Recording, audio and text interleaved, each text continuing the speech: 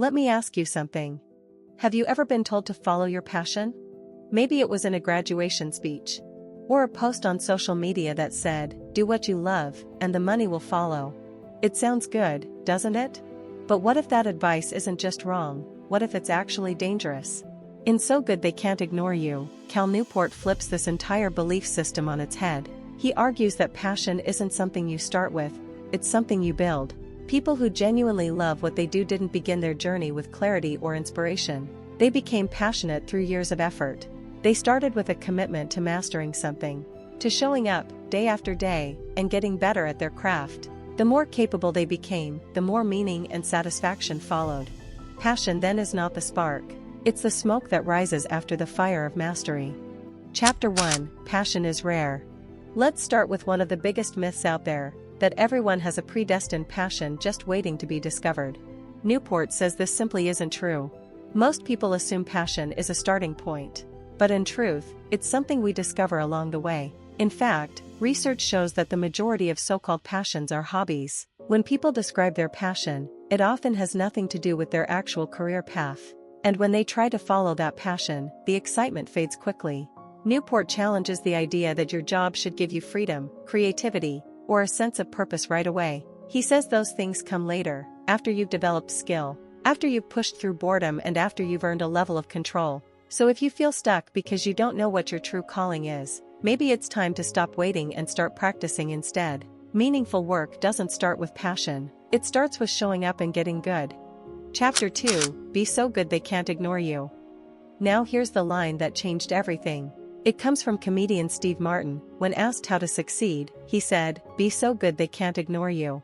Newport grabs that idea and builds a whole philosophy around it. He calls it the craftsman mindset, the opposite of the passion mindset.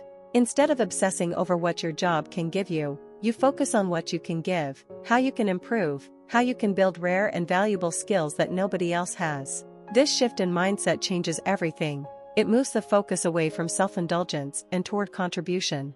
It's about building rare and valuable skills that turn you into someone others seek out, trust, and reward. A great example is the story of Jordan Tice, a bluegrass guitarist. This guy didn't sit around waiting for a flash of inspiration. He practiced obsessively, for hours a day. He became so skilled, so unique, that people couldn't ignore him. Opportunities came because he earned them, not because he was passionate, but because he was deliberate. That's the shift. Stop chasing feelings and start chasing excellence. Chapter 3: The Power of Career Capital. So what happens when you become really good at something? Newport says, you earn what he calls career capital. Career capital is the currency of control, it's the leverage you get from being excellent. The more capital you have, the more you can negotiate, for freedom, for impact, and for meaning.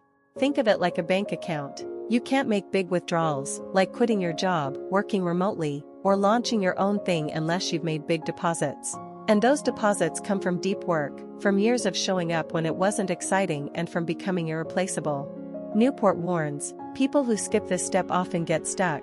They try to live the dream without paying the price, but fulfillment isn't a gift, it's a trade, and career capital is what makes that trade possible. Chapter 4: Control is gained, not given. Most of us want autonomy, the freedom to do meaningful work on our own terms. We want to work when we want, where we want, doing what we love. But Newport says, don't demand that freedom too early, because if you ask for it before you've built career capital, you'll probably get ignored, or worse, fail. People who gain real control over their lives do so by first becoming indispensable. They don't ask for trust, they make themselves trustworthy. Real control comes after you've proven your value. When you're so good at what you do that people want to keep you around, and they're willing to give you flexibility to do that. Once you've accumulated enough career capital, you get to shape the game, say no to projects you don't believe in, build something meaningful, and take your time. That kind of freedom is earned, not granted. Chapter 5: The Importance of Mission. This is where things get deep, because while passion might not start a career, purpose can sustain it. Newport says that compelling careers are often guided by a mission, a big idea, a direction that gives your work meaning. But again, mission isn't something you stumble across, it emerges from mastery. As you get better at something, you start to see connections, you notice what others miss. You develop intuition, and from that clarity, purpose takes shape. Many people look at successful figures and assume they were always driven by a clear vision. But in reality, that vision was often the result of years of iteration, of growing. Think about Steve Jobs. He didn't start with a passion for elegant design. That came after years of tinkering, building, and obsessing. His mission, to put beautiful tools in people's hands, grew out of deep work. The mission was built, not found. So if you feel directionless, start where you are, get better, and from that improvement, a mission may begin to form. That's the pattern. Mastery comes first, meaning follows. Chapter 6, The Trap of the Dream Job. We love the idea of the dream job, work that feels exciting every day, that aligns perfectly with our personality and passions. But this dream often skips over reality. People who leap too early, chasing a dream job without skill or strategy, often crash. They don't have the foundation to support the leap.